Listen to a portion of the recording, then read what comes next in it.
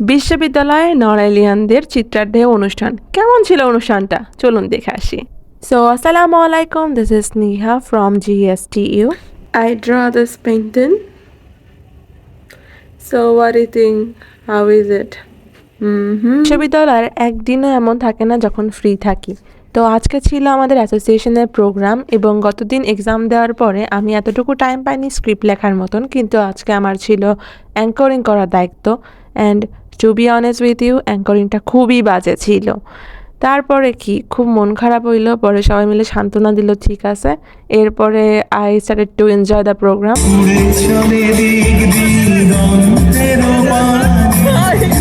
নড়াইলে সবাই মিলে একসাথে নতুন একটা প্লেসে, যেটা আমাদের শহর থেকে অনেক দূরে। তো নিজের জেলার লোককে ভিন্ন একটি জায়গায় পাওয়া অন্যরকম একটা ভালোবাসা।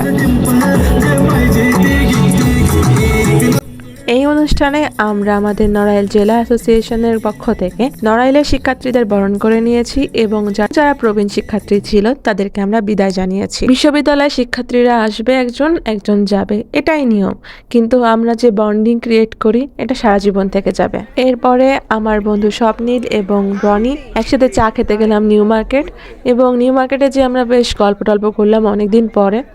স্বপ্নীল আমার ডিপার্টমেন্টেই ছিল, কিন্তু পরেও পাকামি করে স্ট্যাটে চলে গেছে।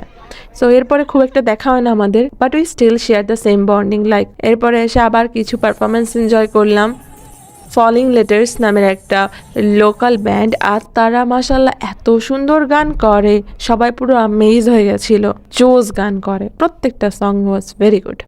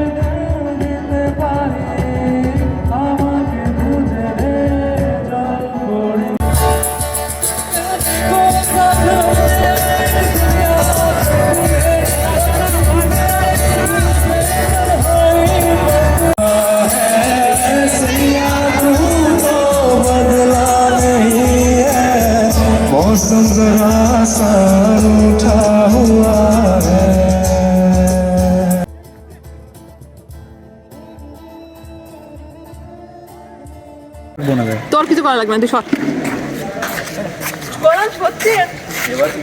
ভিডিও হয়ে গেছে।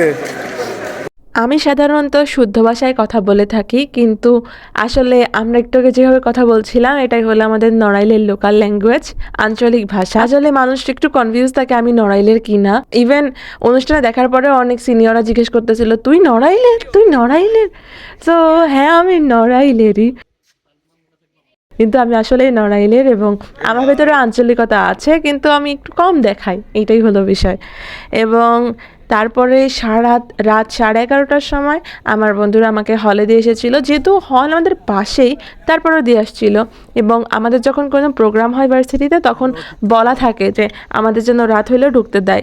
ইন জেনারেল আমাদের রাতে হলে ঢোকার টাইম হলো 8:30 পর্যন্ত, কিন্তু যেহেতু আমাদের প্রোগ্রাম ছিল এই জন্য মামারা এটাকে কনসিডার করে, এবং আমার কাছে শুনতেছিল মামা নড়াইলের। তো এই আর কি। এরপরে আমি গিয়ে আবার মিরর সেলফি তুললাম। আজকের দিনটা খুব সুন্দর ছিল নিজের জেলার লোকদের সাথে, মানে আমি যেভাবে কথা বলি তারাও সেভাবে কথা বলে, আমরা মন খুলে কথা বলতে পারি।